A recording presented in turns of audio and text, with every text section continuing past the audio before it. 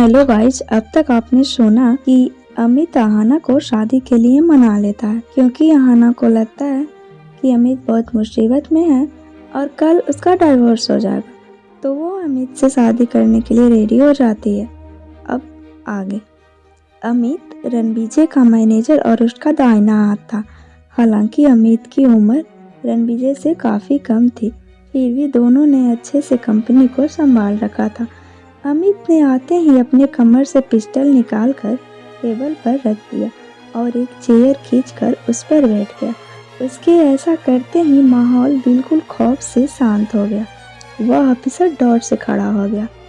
आप बैठ जाइए, अमित ने कहा।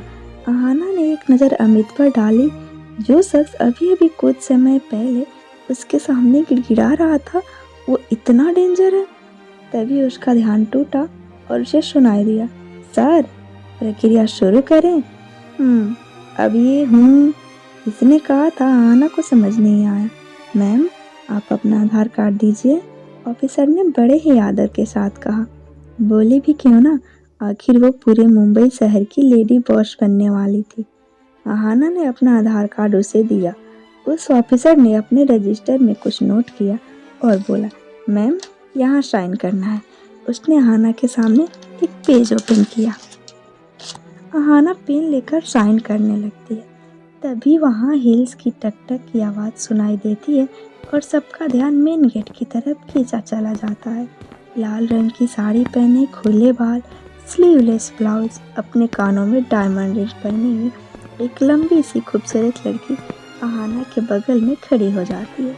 उसके पीछे ही एक 15-16 साल का लड़का था जो उसे अपनी बाइक पर लेकर आया था। उस लड़की ने आते ही कहा, आई एम सॉरी, मैं थोड़ी लेट हो गई। तभी अमित तपाक से बोला, आप थोड़ी नहीं, बहुत लेट हो गई है। बॉस की शादी इनके साथ हो चुकी है।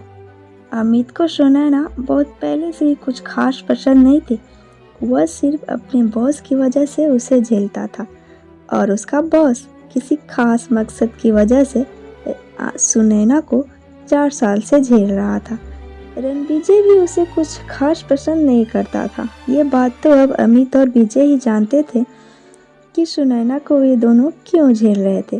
जी हाँ, आप बहुत लेट हो गई हैं। जब अहाना ने एक क्वेश्चन वाली दृष्टि अमित पर डाली तो अमित ने अपने सवाल को दोहरा दिया, व्हाट? अहाना, छोटू और सुनैना तीनों ने एक साथ चौंक कर कहा, जैसे अमित ने कुछ और ही कह दिया हो। और अहाना की नज़रें अपने आप ही रणविजय से जा मिली, जो इस वक्त अहाना को ही देख रहा था। अहाना ने अपनी नज़रें दोबारा अमित पर डाली और फिर बोली, मेरी शादी इनसे हुई है?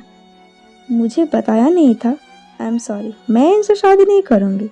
अहाना की बातों से लग रहा था कि अहाना रणविजय को अच्छे से जानती है। यह सुनकर सुनैना और छोटू दोनों की आंखों में चमक आ गई। इसका मतलब अभी शादी नहीं हुई है? सुनैना ने चहकते हुए कहा। जी बिल्कुल सही समय पर आई हैं आप, अभी शादी नहीं हुई है, अहाना ने कहा। शादी आप कीजिए, कांग्रेचुलेशन, कहकर अहाना ने छोटू का हाथ पकड़ा और वहाँ से जाने लगी। यह सुनते ही अमित का चेहरा लटक गया और वह अपनी बॉस की तरफ देखने लगा, जैसे कह रहा हो, रोक लो इसे, वरना सारी जिंदगी आपको इस चुड़ैल के साथ बितानी पड़ेगी। इतनी सुंदर सी अप्सरा लेकर आया हूँ आपके लिए। अभी ये सब अपने से ही फैसला कर रहे थे कि वहाँ एक रफ्तार आवाज गूंजी, शांत, और सभी खामोश हो गए। अहाना और छोटू के कदम रुक गए।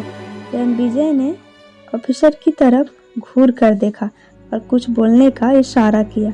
ऑफिसर भी उसका इशारा समझ गया और बोला, मैम, आप सिग्नेचर कर चुकी हैं, इसका मतलब आप शादी कर चुकी हैं, अब आप पीछे नहीं हट सकती। उस ऑफिसर ने बड़े ही शालीनता से कहा, आई एम सॉरी, मुझे पता नहीं था मेरी शादी इनसे होने वाली है, नहीं तो मैं कभी नहीं करती। वैसे भी सिग्नेचर केवल मैंने किया है, इन्होंने नहीं, अहाना ने कहा।